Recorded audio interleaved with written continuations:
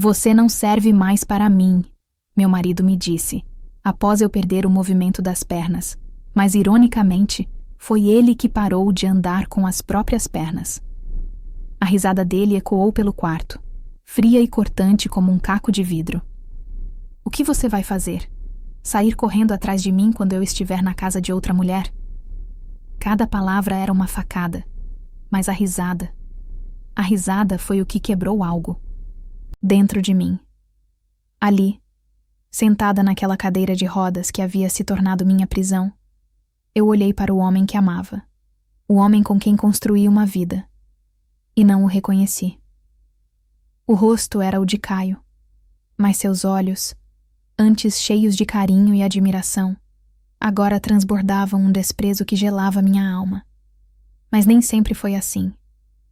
Antes daquela risada, antes da cadeira de rodas, antes do olhar de desprezo, havia nós. Um nós que parecia inabalável, forjado no fogo e na luta. Eu me chamo Thalita, e antes de tudo isso, eu andava. Eu corria. Eu dançava com Caio na sala do nosso apartamento, celebrando cada pequena vitória. Nós nos conhecemos na faculdade. Ele, com aquele sorriso fácil e um jeito sonhador que me cativou de imediato. Eu, com uma determinação feroz de vencer na vida. Éramos o equilíbrio perfeito. Nossas economias eram poucas, mas nossos sonhos eram gigantes. O maior deles era ter nosso próprio negócio, uma empresa de consultoria que seria a nossa marca no mundo. Lembro-me das noites em claro, em nosso pequeno apartamento alugado, com cheiro de tinta fresca nas paredes que nós mesmos pintamos. A mesa da sala era nosso escritório. Caixas de pizza se empilhavam no canto e o café requentado era nosso combustível. Caio era o gênio criativo, o rosto da empresa, aquele que encantava os clientes com suas ideias. Eu era a estrategista, a que cuidava dos números, dos contratos, a que transformava os sonhos dele em planos concretos. Éramos um só. Nossa sintonia era perfeita. Um dia, meu amor, ele me disse uma noite, segurando meu rosto entre as mãos, os olhos brilhando de cansaço e esperança. Nós vamos olhar para trás. Para tudo isso, e vamos rir.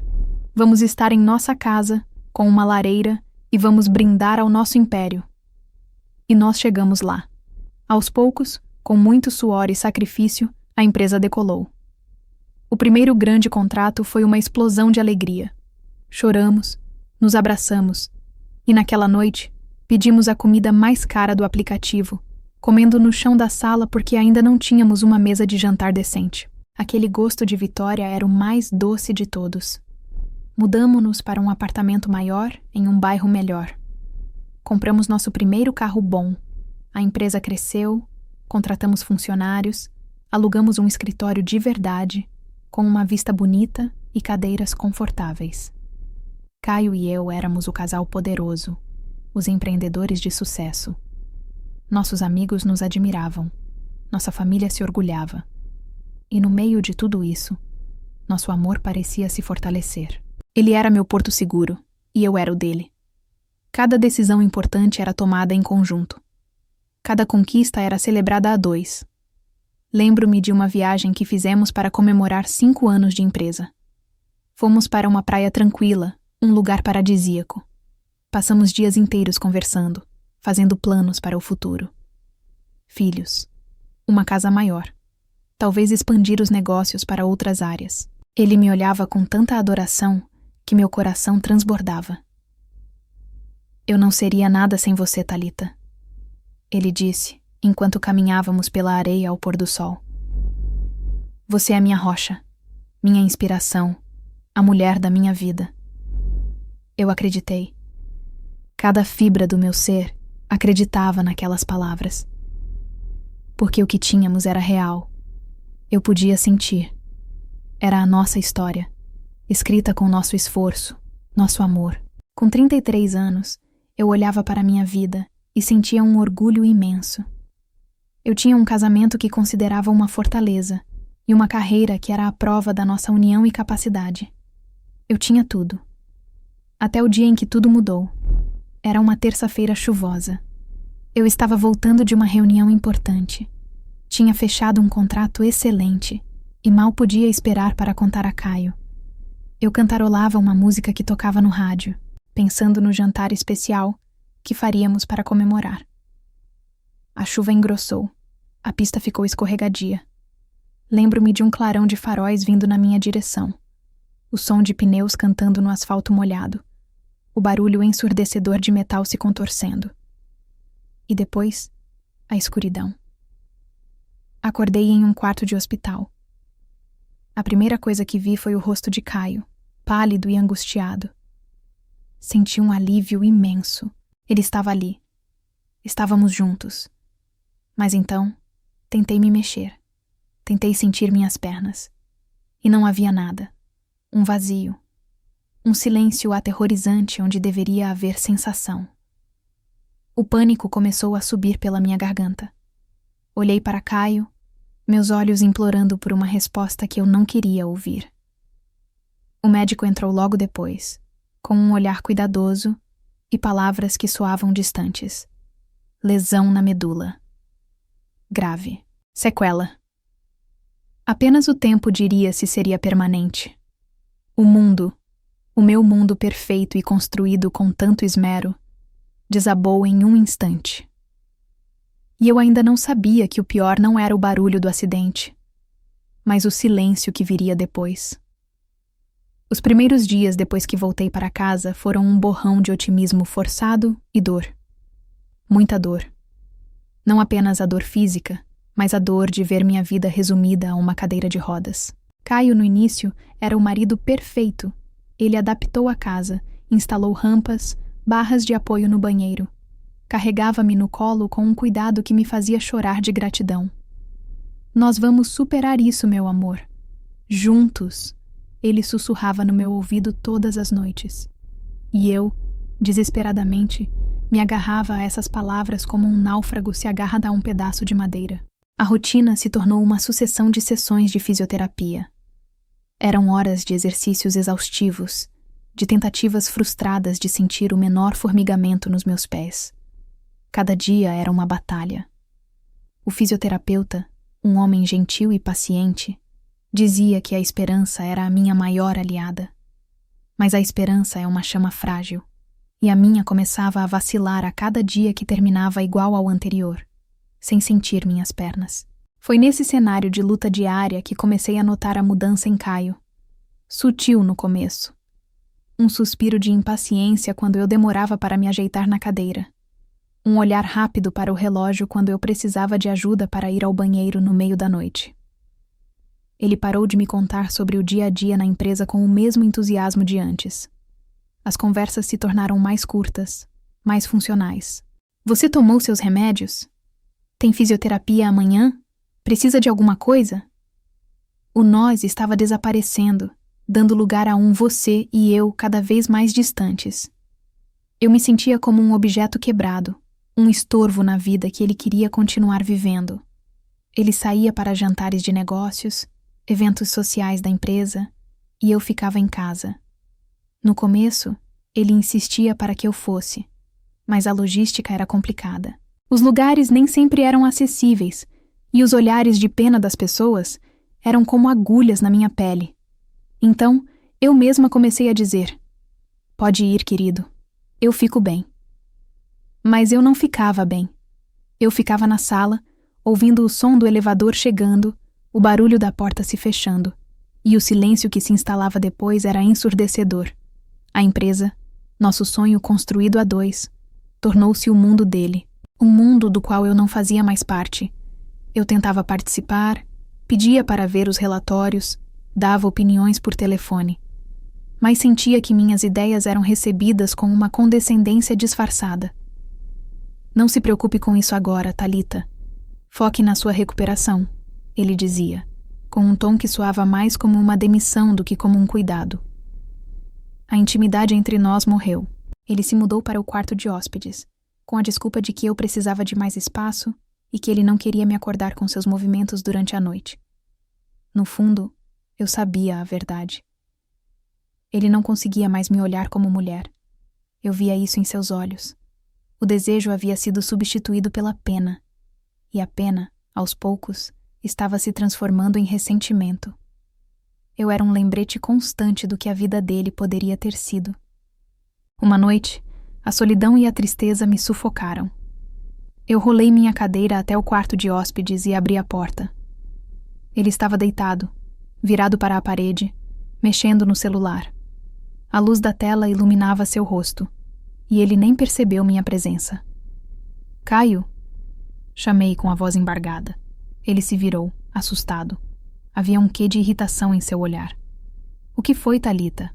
Aconteceu alguma coisa? Eu sinto sua falta, eu disse, as lágrimas que eu segurava há semanas finalmente rolando pelo meu rosto. Sinto falta de nós, de dormir ao seu lado. Ele suspirou, um suspiro longo e cansado. Sentou-se na cama, mas não fez menção de se aproximar. Thalita, você sabe que as coisas estão difíceis. Eu estou sobrecarregado. A empresa, a casa, você... É muita coisa. Eu sei, solucei. Mas eu sou sua esposa. Eu ainda estou aqui. Eu preciso de você. Ele passou a mão pelo cabelo, um gesto de frustração que eu conhecia bem. E o que você quer que eu faça? Eu estou fazendo o meu melhor. Você acha que é fácil para mim também? Ver você assim, nessa cadeira? Aquelas palavras me atingiram como um soco no estômago. Ver você assim. Não era passar por isso com você. Era ver você. Eu era um espetáculo deprimente para ele. Um fardo. Naquele momento, a ficha caiu. Ele não estava mais lutando comigo. Estava lutando contra a situação, e eu era a personificação dessa situação. Eu não disse mais nada. Apenas dei meia volta com a cadeira, o barulho das rodinhas no piso de madeira parecendo o som mais alto do mundo. Fechei a porta do meu quarto e chorei. Chorei pela perda das minhas pernas, mas principalmente, chorei pela perda do meu marido, que mesmo estando a poucos metros de distância, já estava a quilômetros de mim. A solidão dentro de um casamento é a mais cruel de todas, e eu estava mergulhada nela, afogando-me lentamente, enquanto o homem que jurou me amar na saúde e na doença me olhava como se eu fosse a própria doença. Aquele confronto no corredor foi o início do fim. Depois daquela noite, o abismo entre nós se tornou tão vasto que eu já não tinha mais forças para tentar atravessá-lo. Eu parei de perguntar sobre o seu dia. Parei de esperar por um carinho que nunca vinha. Mergulhei de cabeça na minha fisioterapia, usando a dor física para tentar anestesiar a dor da alma. Mas o desprezo de Caio era como uma infecção, espalhando-se por todos os cantos da nossa casa, da nossa vida. Ele mal olhava para mim. E quando olhava, eu via a impaciência, o fardo que eu representava. A suspeita começou como um sussurro incômodo no fundo da minha mente. Ele chegava cada vez mais tarde em casa, o cheiro de álcool e de um perfume feminino que não era o meu impregnado em suas roupas. A desculpa era sempre a mesma: reunião com clientes, fechando um novo projeto. A empresa, nosso sonho, tornou-se o álibi perfeito para ele. O nome dela era Rebeca, a nova secretária executiva. Ele a mencionava casualmente, elogiando sua eficiência, sua proatividade. Mas havia um brilho diferente em seu olhar quando falava dela. Uma vez, ele chegou em casa sorrindo, e por um segundo meu coração se aqueceu, pensando que talvez tivéssemos uma chance. Rebeca conseguiu fechar aquele contrato difícil. A garota é um gênio, ele disse, e meu sorriso murchou. A alegria dele não era para mim, era por causa dela. A confirmação veio numa noite de quinta-feira. Ele disse que teria um jantar de negócios que iria até tarde. Eu assenti, como sempre. Por volta das 10 da noite, eu estava na sala tentando ler um livro, mas minha mente não conseguia se concentrar. O notebook dele, que ele usava para trabalhar de casa, estava na mesinha de centro, ligado. De repente, a tela se acendeu com uma notificação. Uma mensagem. Meu coração disparou. Eu sabia que não devia. Sabia que era uma invasão de privacidade, mas eu não conseguia me segurar. Rolei minha cadeira até a mesa, minhas mãos tremendo. O nome Rebeca brilhava na tela. E E a mensagem era um soco na minha cara. Chegando em casa já, meu amor. Não vejo a hora de te ter nos meus braços de novo. A noite foi perfeita. Meu ar sumiu. Li e reli a mensagem, as palavras dançando na minha frente. Meu amor. Ela o chamava de meu amor. Então não era só uma aventura. Havia mais. Minhas mãos, agindo por conta própria, abriram a janela de conversa. Rolei para cima. Havia dias, semanas de mensagens. Planos, declarações, fotos. E o pior de tudo, eles falavam de mim. Acha que ela suspeita? Rebeca perguntou em uma das mensagens. A resposta de Caio me destruiu. Não. Ela vive no mundo dela, coitada. Só pensa na fisioterapia. É até melhor assim. Em outra, Rebeca perguntava se ele não se sentia mal. No começo, sim, ele respondeu. Mas depois você se acostuma. É impossível viver com alguém que é metade de uma pessoa. Eu preciso de uma mulher inteira. Metade de uma pessoa. Era assim que ele me via. Fechei o notebook com um baque surdo. Não houve lágrimas. A dor era tão profunda, tão avassaladora, que secou todas as minhas fontes. Havia apenas um frio cortante, uma clareza terrível. O homem que eu amava não existia mais. No lugar dele, havia um estranho cruel. Esperei por ele. Sentei-me na sala, no escuro, a cadeira de rodas virada para a porta. Quando ele entrou, acendi a luz do abajur. Ele levou um susto, a mão no peito. Thalita, que susto! Por que está no escuro? Ele forçou um sorriso, mas seus olhos estavam nervosos. Eu não respondi. Apenas apontei com a cabeça para o notebook na mesinha. Você teve uma boa noite? Perguntei, a voz saindo baixa e gélida, irreconhecível para mim mesma. Ele olhou para o aparelho e seu rosto ficou pálido. Ele entendeu na hora. Primeiro, veio a negação. Thalita, não é o que você está pensando. A Rebeca é só uma colega de trabalho, ela... Não minta pra mim, Caio. Eu o cortei. Não me insulte mais do que você já insultou. Eu li tudo. Sobre a metade de uma pessoa. Sobre como você se acostumou. Sobre precisar de uma mulher inteira. O rosto dele se transformou. A máscara do marido culpado caiu, revelando uma face de raiva e desprezo. Ele não tinha mais por que fingir. E se for verdade, ele disse, a voz subindo de tom. E daí?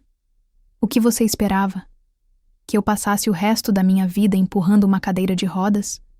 Que eu abrisse mão de ter uma vida normal? De ter uma mulher de verdade ao meu lado? Cada palavra era um golpe. Eu sentia meu corpo todo tremer, não de medo, mas de uma dor profunda e de uma raiva que começava a borbulhar. Uma mulher de verdade? Repeti incrédula. Eu sou a mulher que construiu tudo isso com você.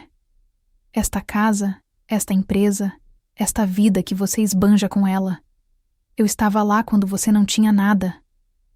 Foi então que ele se aproximou, parando na minha frente, olhando para mim de cima para baixo, naquela cadeira. E ele sorriu. Um sorriso desprovido de qualquer calor. E disse as palavras que se queimariam na minha memória para sempre. O que você vai fazer?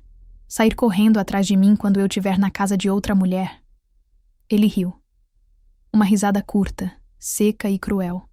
A risada que eu reviveria em meus pesadelos. Naquele instante, o amor que eu ainda sentia por ele se desintegrou, virou pó. No lugar, restou apenas o eco daquela humilhação. Ele viu a mudança no meu rosto.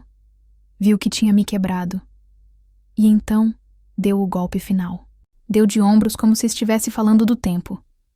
Quer saber da verdade, Thalita? Você não serve mais para mim. Ele se virou, foi até nosso quarto, o quarto que agora era só dele, e voltou com uma mala pequena já pronta. Ele já estava preparado para isso. Ele parou na porta, olhou para mim uma última vez e saiu, sem remorso, sem um pingo de compaixão. A porta se fechou, e eu fiquei ali, no silêncio ensurdecedor, no meio da sala da vida que eu ajudei a construir. Eu não tinha mais nada. Os dias seguintes foram um processo frio e impessoal. Advogados. Papéis. Ele ofereceu comprar minha parte na empresa. Foi generoso, o advogado dele disse. Mas eu sabia o que era.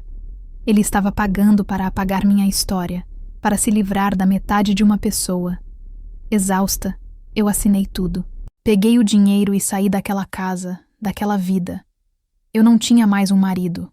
Não tinha mais minha empresa. Não tinha mais o movimento das minhas pernas. Eu não tinha mais nada. Nos primeiros dias após assinar aqueles papéis, o silêncio era meu único companheiro. Eu me mudei para um apartamento pequeno e funcional, um lugar sem memórias, sem fantasmas. O dinheiro da venda da minha parte na empresa estava no banco, um lembrete frio e amargo de tudo o que eu havia perdido. Por uma semana, eu mal saí da cama.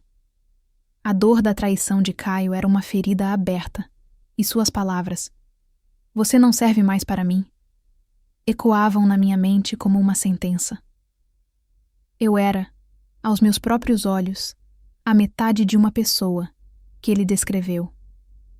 Mas então, algo mudou.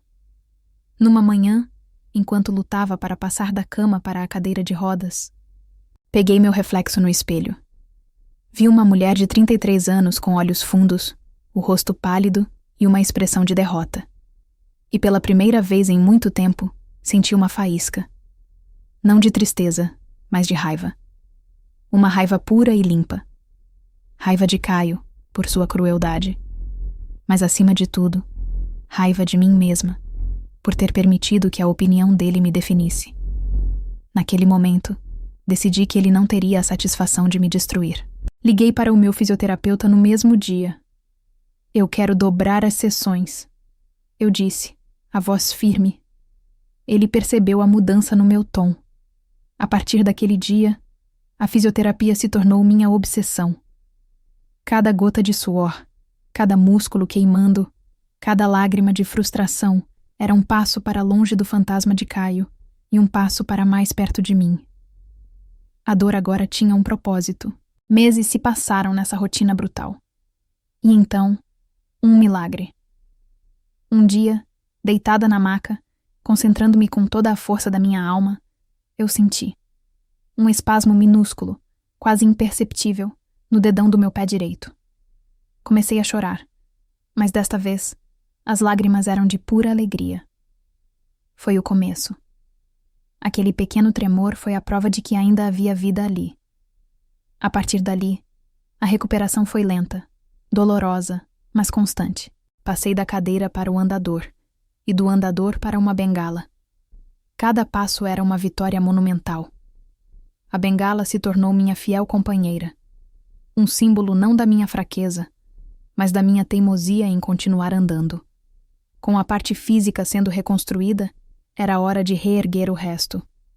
Peguei o dinheiro que ele me deu e, em vez de vê-lo como o preço da minha humilhação, decidi vê-lo como o capital inicial para a minha liberdade.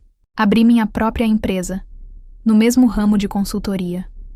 Comecei pequena, trabalhando do meu apartamento adaptado, mas a estrategista, a mulher dos números e dos planos que havia construído um império para Caio, ainda estava aqui.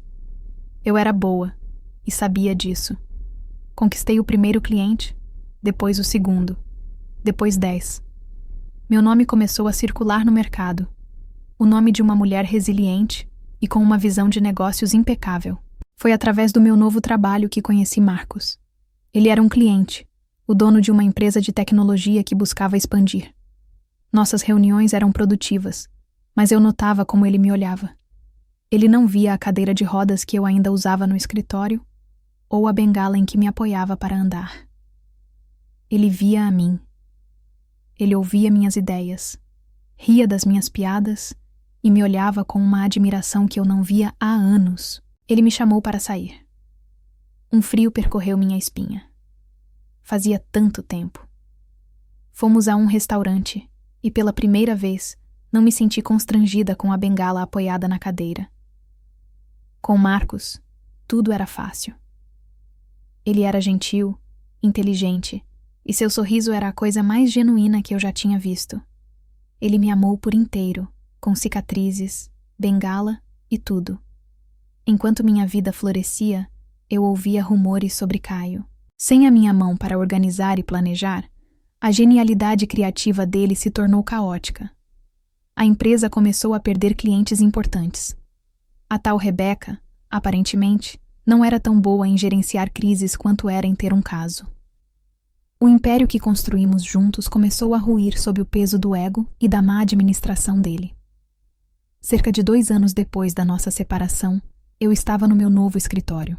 Um espaço amplo e iluminado, com uma vista linda para a cidade. Eu estava de pé, analisando um gráfico, apoiada levemente na minha bengala, quando minha secretária anunciou uma visita inesperada. "É um senhor Caio", ela disse. Meu coração deu um pulo, mas a calma tomou conta de mim. "Pode deixá-lo entrar." Ele entrou, e eu mal o reconheci. O ar de superioridade tinha sumido. Ele estava mais magro, com olheiras profundas e um terno que parecia um número maior para ele.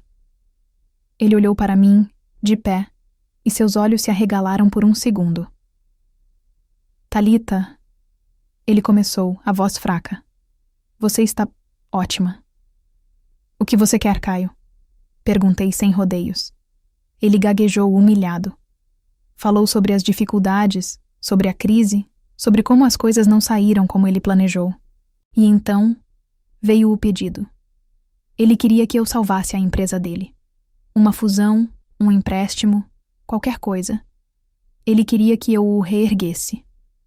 Eu o ouvi em silêncio. Quando ele terminou, um sorriso leve surgiu no meu rosto. Não era um sorriso de deboche, mas de quem finalmente entendeu a ironia da vida. Olhei para ele, o homem que me disse que eu não servia, que zombou da minha incapacidade de correr atrás dele, e fiz a pergunta que guardei por tanto tempo. "Que curioso, Caio." Comecei, a voz tranquila. Eu me reergui. "Minha empresa está crescendo. E você? Pelo visto, você não sabe andar com as próprias pernas." O sangue sumiu do rosto dele. Ele me olhou, derrotado. Não havia nada que ele pudesse dizer. Ele se virou e saiu do meu escritório, um homem quebrado. Eu não senti prazer, mas senti paz. Aquele ciclo estava finalmente encerrado. Eu nunca voltei a andar como antes. A bengala continuou sendo minha companheira, mas eu não me sentia derrotada. Casei-me com Marcos. Tivemos 2 filhos lindos, uma menina e um menino. Construí uma família baseada em amor verdadeiro e respeito. Fui amada como eu merecia. Fui feliz. Caio tentou se reaproximar algumas vezes nos anos seguintes, com mensagens e ligações melancólicas. Eu o ignorei. Ele só desistiu de vez quando viu uma foto minha, postada por Marcos, onde eu segurava nosso primeiro filho no colo, o sorriso mais radiante que eu já dei estampado no meu rosto. Acho que, finalmente, ele entendeu que a metade de uma pessoa havia se tornado mais inteira do que ele jamais seria.